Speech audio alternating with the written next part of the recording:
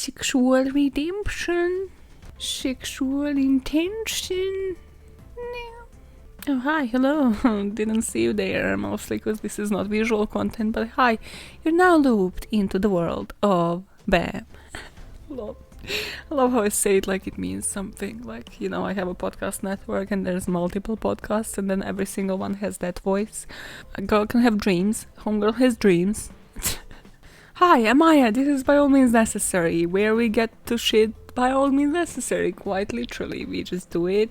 We get to the motives by all means necessary. We get to cover the killers who do shit by all means necessary for the sake of repetition. Guys, I don't know how to tell you this, but I have achieved something insanely dumb this week again, and it is the proof that I never learn. It is the honest proof. So, you know how my teeth are hollow and have fillings in them? Well, if you didn't, now you do. Hello. I don't go to the dentist and I just have really shitty teeth, and if I ever had money, those would be the first fuckers to go and just be replaced by normal functioning teeth. But no, these are the ones I have. So, a couple of weeks ago, I was eating, should I shame the brand? I was eating these like really hard salted crisps, and I knocked out like a part of my tooth on the left side of my fucking jaw. And I was like, what the fuck is this? Is this like a piece of thing that that I never just managed to wash out of my teeth? No, it turns out it's a filling. And then I was like, wow, this is bizarre, so great. It's not like dentists are open, I can go to the dentist. No, totally chill. Yesterday, I was eating because I never learned, I eat the same salted crisps. And the same thing happened on my right side, so I don't have fillings now. I have extremely hollow teeth where everything goes. Literally, it's like storage of fucking food during the whole last day, where I just shove everything to get the food out of my teeth. It's great. This is what you signed up for. This is why you're a subscriber here, because this is what you want to know, isn't it?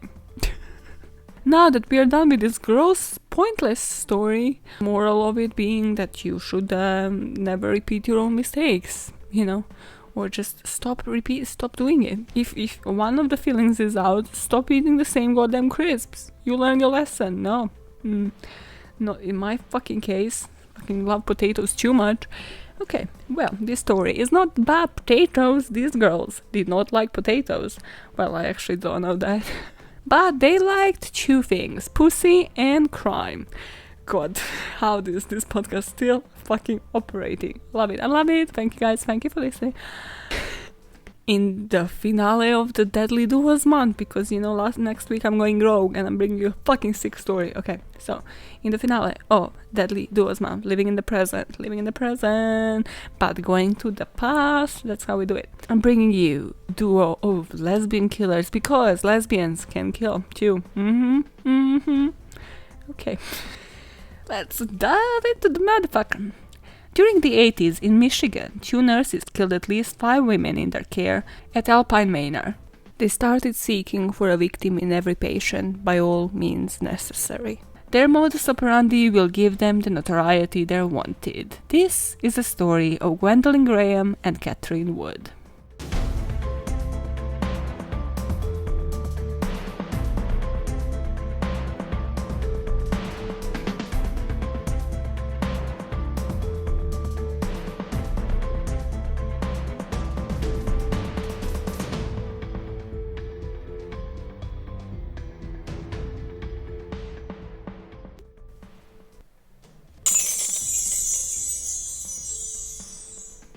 Mini interlude on the change of the intros. These intros will be changing a bit because I realize I never properly incorporated the title of this podcast and the reasons why it's named that way, and this because all of these killers get fucking fixated and then do things by all means necessary. You get it? You get it? Now yeah, go listen to the whole library and no, I didn't re-edit it. Go listen to the whole library and think about that for a second. It just, you know, explains the range of cases that I cover. It's not just like somebody nonchalantly doing it. No, they're doing it by all means necessary. And we get to the bottom of these things. How? Bam! That's how. Back to the story. So I just realized, well, basically, So basically I had Twilight Killers and Caesar Sisters prepped because I watched, like, I've been to Dylan O'Neill, Kendall Ray, Bailey Sarian, all of the YouTubers that do like true crime videos. I think Eleanor was the only one that covered both of those. But I was like, okay, cool.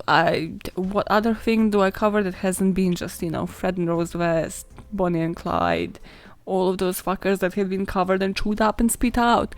It will never live up as an expression. And I was like, also, what type of killer haven't I covered on this podcast? And I have never covered an Angel of Death. Covered Family Annihilators, bunch of fucking sadists. But why do Angels of Death kill? Well, not to spoil it, but it's either of mercy or because they are psychos. So yeah, it's one of those. Hey, stay till the end so you find out. I am in a weird mood today. Let's kick it. So, how were these two discovered? Because what can go wrong if they are killing women, and in particular elderly women? You know, kind of like what's her name? Jane Topin. Is it Jane Topin? Correct me if I'm wrong. That nurse that was like one of the first female serial killers in general. H.H. Holmes might have been the first serial killer, and then she was maybe second or first female. But yeah, she was a nurse that just killed people, old ladies, and they would just get away with it. So these two bitches were like, yeah, we can do that. But it was not for sympathy reasons. It was not. Did I just spoil the motive? Great, good job, round of applause. After the killing spree, they parted their ways until one of them, Catherine Wood, confessed to her second husband. This is what she confessed to. Of course, she immediately said she had no part in it, you know, she was just holding guard, while Gwen Graham was the mastermind who coerced her into participating in these murders. The huge problem here, from the very beginning, is that the autopsies were never performed on these women, and all but two of them had been cremated. So, the police ordered the exhumation of those two, and the coroner found no physical evidence of homicide, but if Wood admitting to Gwen smothering these women has been correct, then the evidence wouldn't be present after this long time. And this is like one of the weakest cases I have covered, because they just go based off Wood's statements alone, and the causes of death were just like changed to homicide. They're like, yeah, we can't perform autopsies again, but let's trust this bitch, she knows what she's on about, because she gives them quite graphic details, as you'll see. And they arrest those two. Now, Gwen Graham, who just continued with her life, she was like, what the fuck does this bitch want now? Oh, she wants to condemn me for murder. Great. She's like, no, I'm innocent. I moved on. And she's like, no, actually, the roles have reversed. It was Wood who manipulated me. It was her all along. Which, okay, this is a learning point for everybody. You have to be the first person to blame somebody. If you're a snitch, you need to snitch first. Technically, you know, Tekashi 69.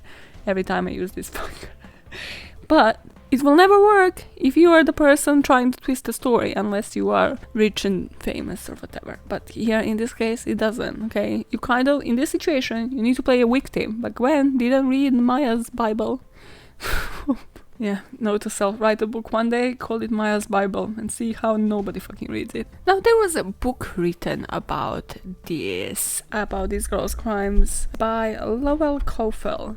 It's one of those weird American names. Sorry about that. I can't pronounce this shit. I'm an immigrant, as you know. So she wrote this fucking book. And she said that, like, from the interviews she did with friends of the couple, everybody working in that, it always did seem that Wood was the dominant one. So the one that first went to the police, right?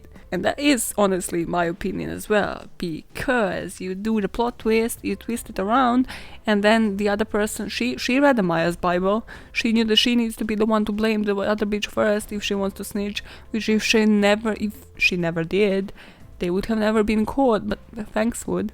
Then what story would I be telling you today? Yep, somebody else's, because the world is full of sickos, okay? Not a point. Another bizarre fact is these two were 24 and 25 at the time that they were doing this. So it's not even like, you know, you're enraged, you're like of a certain age and now you're just like, fuck it, let's just kill these women to get off. They were young. But remember the great heterosexuals? Yeah, there's the same version with great homosexuals as well. They can be in their 20s, you know, they already have a woman. During the era that this was kind of unheard of, they're living their best life. They have the partner that they want, but no, they're like, let's twist it around. This is not enough. The only way my 20-year-old self gets off is, well, not to spoil it, it's coming up. So now Graham tries to present herself and she's like, listen, these murders started as a kind of just macabre game. It was just a game. It was silly ass. And the object of the game, according to Gwen, classic Gwen, was to choose the victims by their initials to spell out the word murder. Genius. Just 24 and 25-year-olds just playing fucking games with people's lives. Genius. It's like, oh, how do you spell? Oh my god, spelling bee. Murder. And now we kill an M. And it's Maya. Oh, shit, I would be the one to go first. Fuck, this is serious business, okay? But it says, but this proved to be too difficult, so they gave up and just started killing patients at random. Like, imagine if they wanted to spell, like, otorhinolaryngologist, like, one of the longest fucking words. How would you achieve that? Murder was too difficult. Also, you were the ones to invent the game. You know, when I started releasing this podcast and I met up with like a couple of friends, I think it was after Luigi Longhi episode, I was like, there was just no information, but I loved it. I had to cover it, but yeah, there was just no information. And one of my friends, you know, Alejandro, the one that I mentioned like every other episode for no reason, random shout outs to like random Spanish people in London. Hello. He was like, you know, it's your podcast, like, you know, you choose what you cover. I'm like, that makes sense, but so this was Gwen here. She was like, you know, this is the game you invented. This is not an official game. This is not like, oh, how you play Monopoly. No, it's the fucking morbid game you invented. And you're like, but murder is too hard. What word should we use? So we're already off to the great start, because these two clearly don't know what the fuck they're doing, but they're doing it, and they would have gotten away with it if one of them didn't fucking snitch. What does that tell you about everybody in humanity? You can try to do anything. Don't try to kill, fucking don't be this, don't use this podcast as the inspiration for that. But you can truly achieve anything, even if it starts with the dumbest game. Now, because they're still fucking mentally 5, they make this into an actual game. So they make it like a joke in between them. Inside jokes, you know how you have those with your colleagues? These two were doing the same fucking thing at their workplace. So they would write letters to each other that said, I love you forever and X amount of days. So like, I love you forever and 5 days, because in the end they killed 5 people. And X would be the number of people that they have killed. How romantic. Deadly Doors just freak me out, because the bond is just something different. Like, we've seen it with Scissor Sisters, with Twilight Killers, with these two. It's just the bond that those people have. Like, one of them has to be dominant, but one of them has to be like even more not. Probably Graham came up with this fucking dumbass idea, because it was just like, oh my god, you see how you're bossing us around, but I'm funny, I'm hilarious, I'm the one that has the jokes here forever and how many days. Yikes. So how did this come about? You know, how does this, you know, that's what we always wonder. How does this come about in a chat? You know, it's just two lesbian women cuddling each other, having a nice time, and then how do they come about this? Well, during sexual intercourse, God, how old am I? Why do I write these scripts like this? Gwen got a kick from tying Cathy down and choking her or covering her face with a pillow until she trembled on the verge of blacking out. Classic Gwen. And well, Catherine would never complain. She was like, okay, cool, didn't black out, great stuff. So, because they now realize, as it always happens in these fucking cases, they now realize that's not enough. And they escalate about like 10 steps away from it. It's not like, okay, cool, BDSM, and then just like, okay, level 2. No, they just go to fucking level 100 of this game without having established any fucking rules. So, this is one of the Criminal Minds episodes as well, had like a case similar to this that just gave me the worst creeps. It's like, there are episodes of Criminal Minds that are just forever engraved into my fucking brain, and this is one of this. Gwendolyn Graham and Catherine Wood didn't know that they are going to be featured on this particular episode because of this. But the next part, I should only say, they had sex in front of their corpses as it would turn them on. They would smother the person in the freaking hospital, and then they would just have sex there, and then be like, oh my god, the person died, oh my god, and they're just like, why are you glowing, like, why are you panting, why are you huffing and puffing, why do you have the orgasm glow on your face if the person just fucking died? This next part, I'm gonna put a couple of lines after this. Murderpedia's compilation of articles. In every single fucking article, there is fat shaming involved. In every single one. And it's just on levels. There's different levels. So this line reads, Wood was a massive 450-pound woman who intensely loved the more dominant and sexually experimentative Graham. Rah, why was her weight relevant here? They're just killed a person and having sex in front of her. Hello, newspapers during this time. Are you okay? Are you doing okay in the head? What are your priorities? The papers were like, yeah, so multiple choice. Can we, A, focus on the fact that they were lesbians? No, that's a very no-no of a topic. B, focus on this fucking sick game? No, it's kind of too sick. They're having sex next to the corpses. How can we describe that? Or C, one of them was overweight. Bingo, that's the one. This is editorial gold right here. Editorial gold. So together they would kill 6 elderly females, out of which we definitely have like 5 confirmed, that resided in this elderly home, and on more than one occasion they would make love as they washed the body of their victim in preparation for burial. I just wanna jump out of my fucking skin. Who put make love here? God damn it. All of these articles will make you want to jump out of your skin. This is exactly the problem, because it's not because of how gruesome the crimes were and that they were fucking having sex next to the corpses. It's how they speak about it, because of course it's like gay women, oh my god, such a taboo. They just like use the weirdest fucking expressions in all of these things, and they're all fat shaming. So yeah, I was like loving researching this, loved it. The most politically correct statement that I found was, her lover was on the lookout, standing by where she could watch the murder and the nurse's station all at once, diverting any member of the staff who strayed too close, while Graham snuffed her chosen victim with a washcloth pressed against the nose and the mouth. Sometimes the sheer excitement of the killing was too much, and they retired immediately to an empty room for sex while memories were fresh. Who wrote this? Like, are we fucking in Shakespearean England? Also, why do we know how was she diverting every member of staff? Like, after some time, you're kind of suspicious, right? There's always this one woman, and then while the other one was attending to nurse, it's like, why do 2 women need to be present in this room? And why is one of them clearly not doing fuck all? It's just staring outside of the window, being like, to the left, to the left.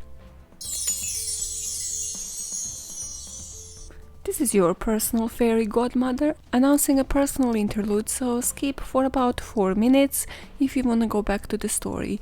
But if you're the OG BAM listener, you know that this one is gonna be good. And by good, I mean very gross.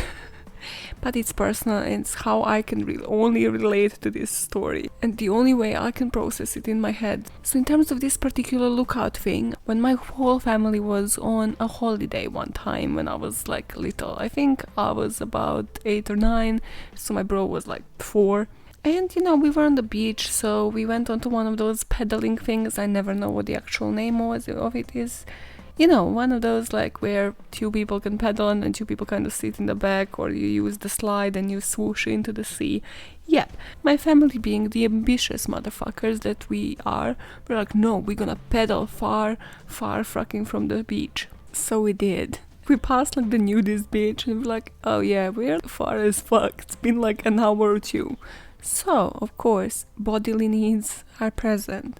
One of us needs to pee, one of us needs to poop, the other person needs to pee. It's like literally every single one of us needed to either pee or poop. So, what we did, we as a family were on the lookout for each other.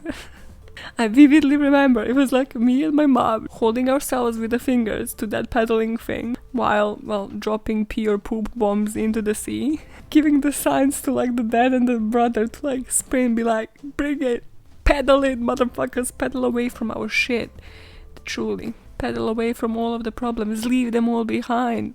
So poetic. And then we would swap. And yeah, we truly stuck to each other as a family. Even our cover story for dropping pee and poop bombs was better than this. What story was the lookout person selling at the door if they just passed by?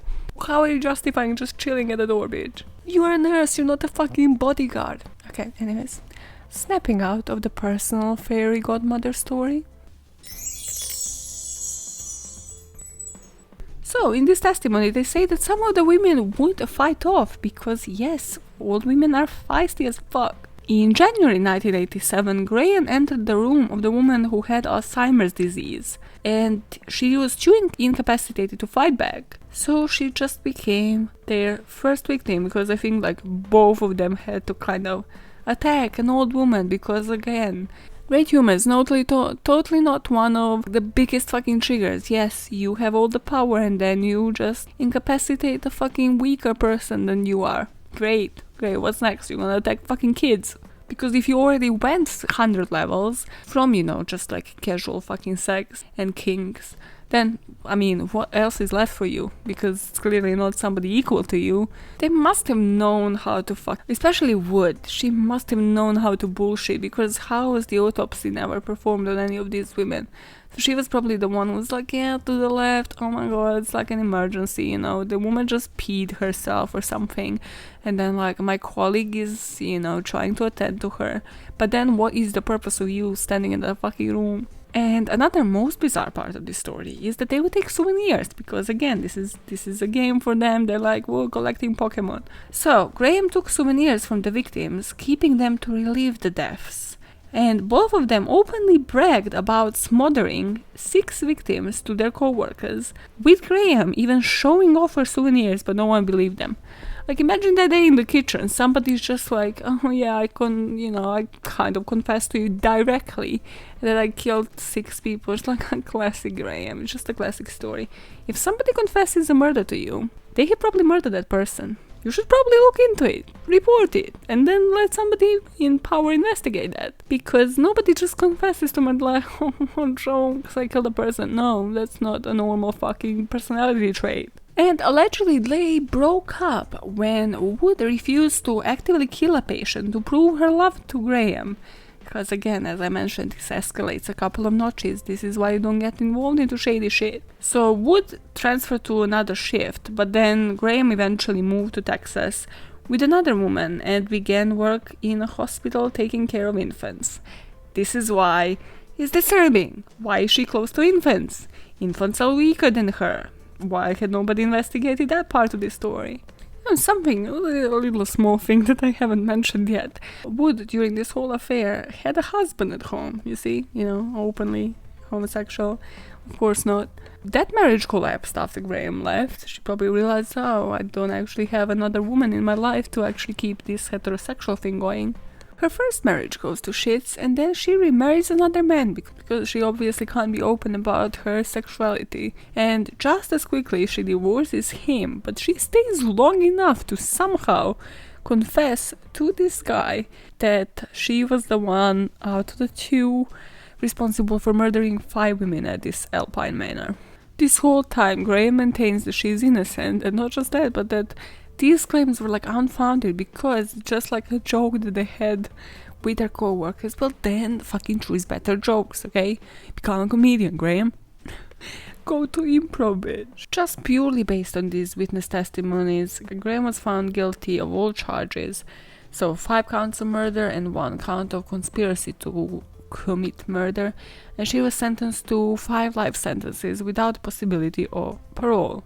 Wood, thanks to her plea deal, was charged with only 1 count of second-degree murder and 1 count of conspiracy to commit second-degree murder. So she gets 20 years on each count, but after serving 29 years, she was granted parole in October of 2018. Yes, she's out on them streets. So the victim list includes 60-year-old Margaret Chambers, 89-year-old Edith Cole, 95-year-old Myrtle Lewis, 70-year-old May Mason, and 74-year-old Bailey Burkhardt. This is just super painful because, as you all know, I have like a great grandma that I love and adore, and it's just like if you put her in a home and somebody just abuses of her in there, they're sick fucking people. You would like to think, you're giving her away to, nurses who have been trained to do this, who have some empathy, who have some sympathy towards these people. But then, in some cases, you just leave them with people like Graham and Wood. You might like to know that the Alpine Manor has gone out of business, but the building now houses a nursing home called Sanctuary at St. Mary's. Nobody wins. So what in their life caused them to have sexual intercourse? What in their life caused them to have sexual intercourse in front of their corpses? Did you hear my stomach right now? God. Let's go to their background. Here we don't know actually anything about childhoods. We kind of know stuff from either their like married life or sort of just before they have met. Wood married her husband Ken in 1979 when she was just 17 years old, which we know means disaster. And also shotgun wedding because she preggers. So the only bit that we know from her childhood is that she actually said she allowed herself to get pregnant so she would leave her abusive home. Kind of again, nobody wins because then you're bringing a child into like probably an unwanted marriage, but hey, who am I to judge? Wood was later diagnosed as a pathological narcissist, so it's hard to know like what is true and what is lie kind of from what she's saying. Also, it was always kind of hard to know which one of them was the dominant one. But yeah, it's Wood, okay? After her kid is born, basically her husband says like she didn't act like she wanted a girl or just a child in general, so you know, she kind of let the house go, let herself go. The house became cluttered and filthy and she just let the child be cared for by anybody else. And her husband thought like, okay, cool, if she gets a job and gets out of the house, she might start to feel better. Yeah, the problem is always within, husband, it's not never outside.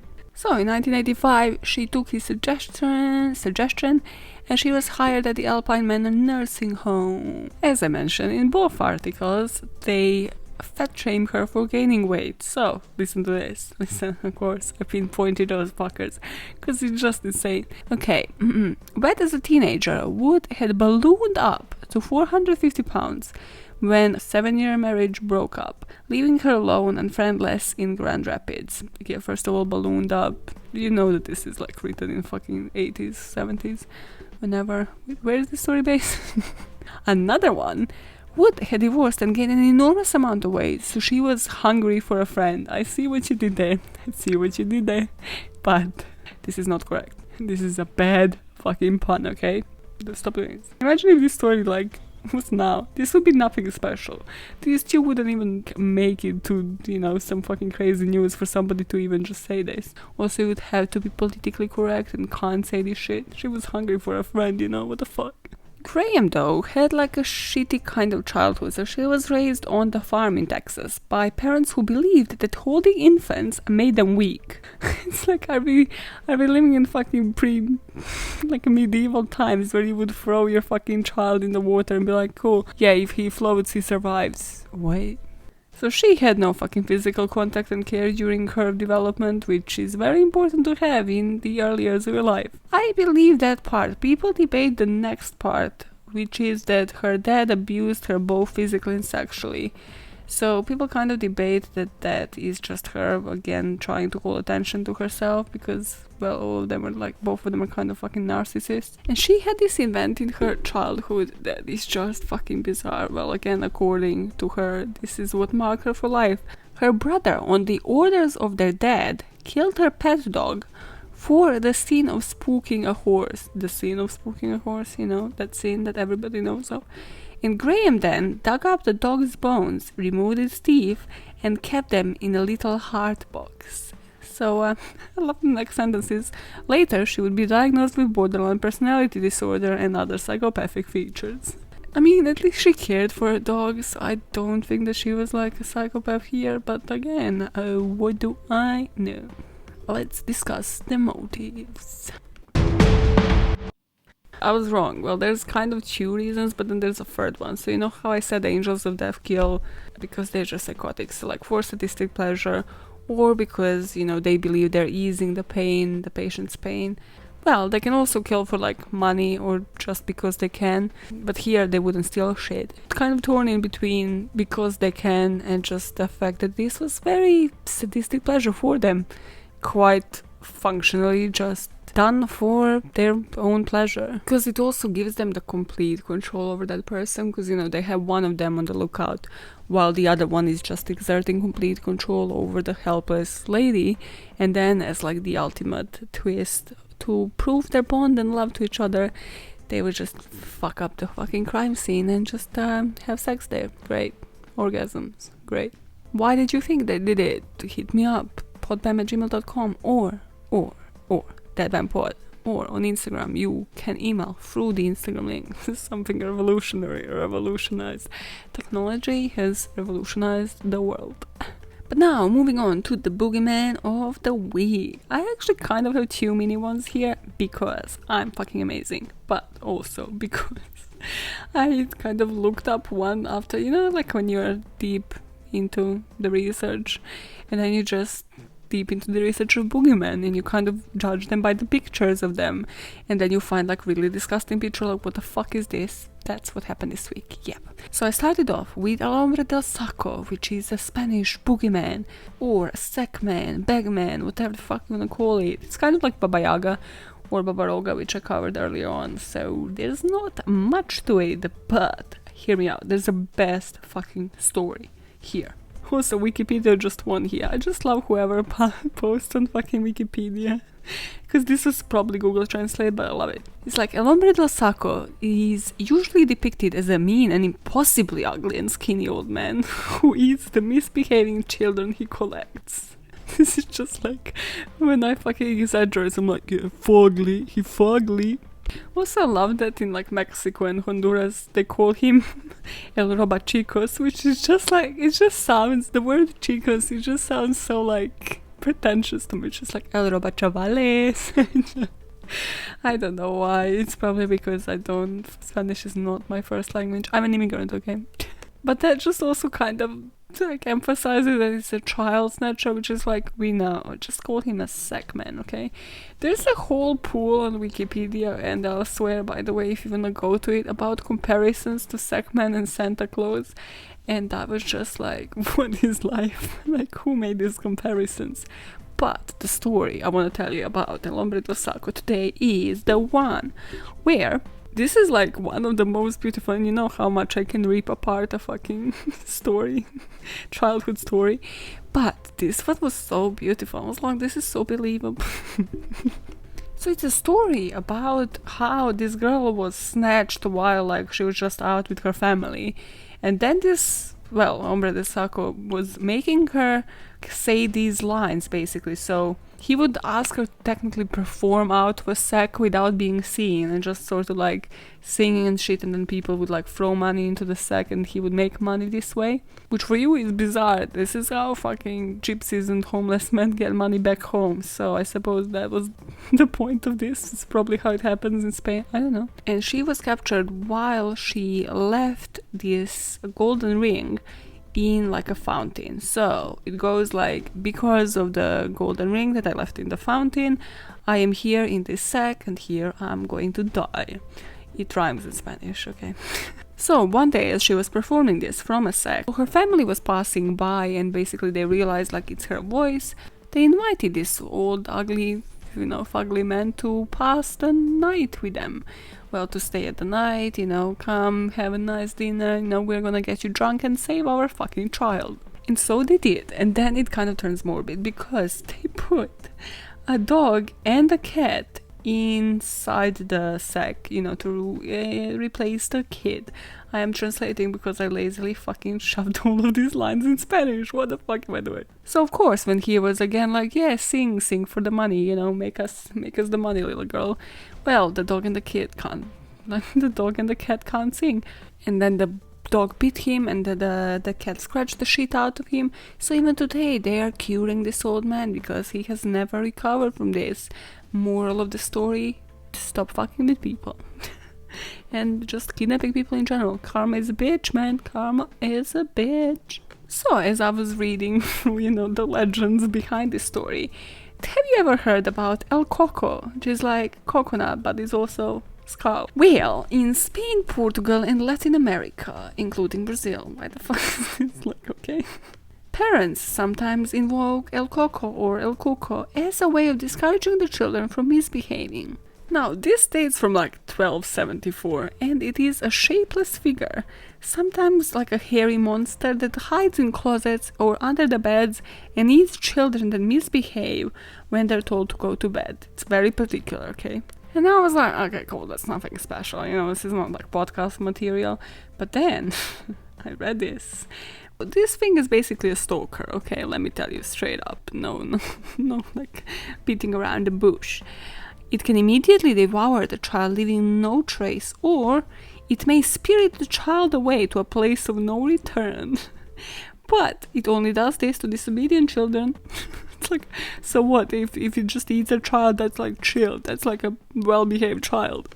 It like kind of is on the lookout for misbehavior from the rooftops, and then it takes the shape of only dark shadow and stays watching. It's basically just a fucking stalker boogeyman, okay? So it's technically like the opposite of the guardian angel, and is frequently compared to the devil itself. So of course this was in some text, and not just any text, but it originated in the 17th century, and it goes like this: sleep child, sleep now, else Coco comes and will eat you. I hated the fucking literal translation from Spanish. If you are the OG listener, you by now know that after the outro music, there's always a little bits and pieces now for you. Well, not always, but for the past like 4 or 5 episodes. So stay tuned for that and just re-listen to the last couple of episodes for that last bit, because it's epic, okay? I give you my best. I give you my best performances. And then it was also showcased in Don Quixote. And it goes like this: he had the whole world in a little time. He was the scarecrow and the coco of the world, in such a conjuncture that he credited his fortune to die sane and to live insane. Yo, Spaniards, what do you think about Don Quixote? Would you read it now? Would you recommend it? Probably not. I tried, okay? I gave it like a little bit of a trailer teaser listen, and I was like, I don't think this is for me. There are better reads out there in Spanish. There's better stuff, right? What you guys think about Paulo Coelho's work in general? I mean, I know he's Portuguese, but you know, El Alquimista, The Winner Stands Alone. The Winner Stands Alone I read like twice. I really dig that book. I mean, not really that much after second time. I was like, okay, yeah, this was a phase. So yeah, for me, Coelho is the phase. Is it for you? Tell me. Slide into my DMs at night and tell me spooky stories, because it's not like I'm sleeping anyways. Also, I don't think I ever asked you, but if you're really attached and like close to your grandparents or great-grandparents, even better, please send me those stories. Send me their true crime stories. As you know, I like fucking love my great-grandma and like mentioned her in every other episode. Like, what is the advice? What is the true crime advice? The best ones that your grandma gave you? Send those to me. That shit fascinates me. From next week, these minis are going to come as a series. Well, it's like they've been kind of series, except from that time when I spoke about toilet paper. I've destroyed your childhood fairy tales for you. Still send those through. Then we've done Boogeyman series. From next week, we're starting a completely new series. It's gonna blow your mind and probably make you not want to travel ever, but yeah, it's gonna be great. I can actually kind of deep dive into them as well and make them a bit longer. God. Way too aggressive. And now look at you, big man. God, this needs to stop. This line needs to die.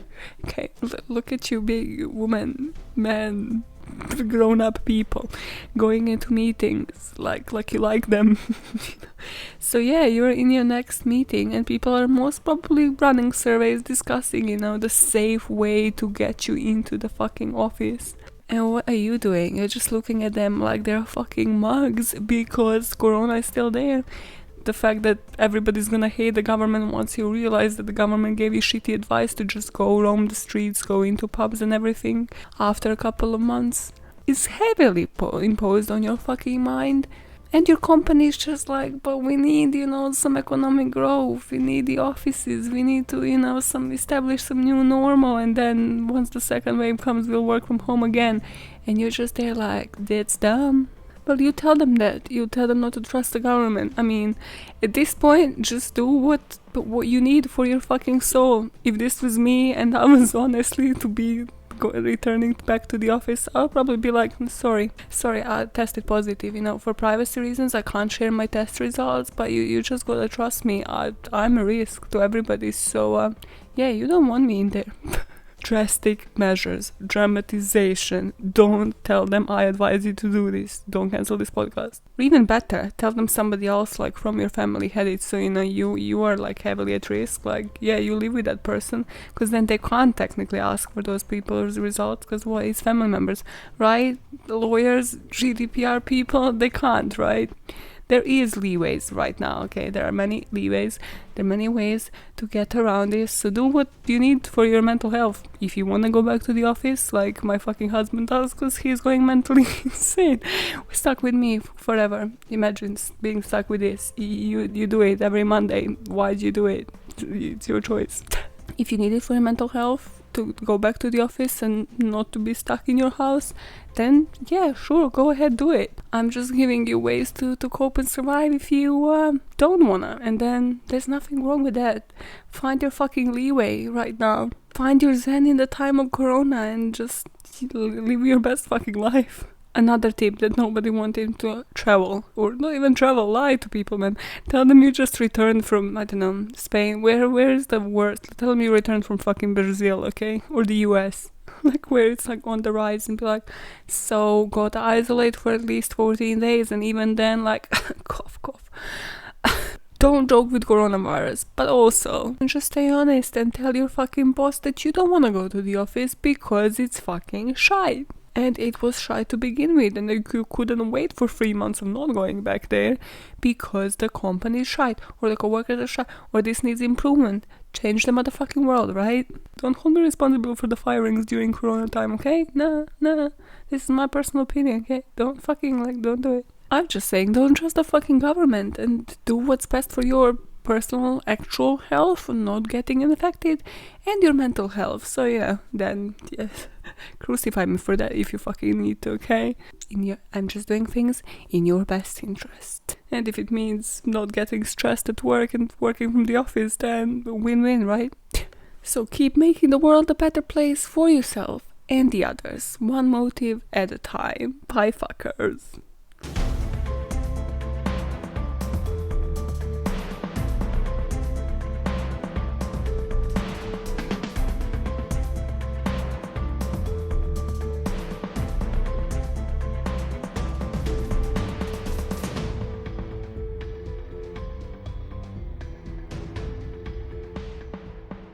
Duérmete, niño, duérmete ya, que viene el coco y te comerá. Nahuan tú el hombre del saco.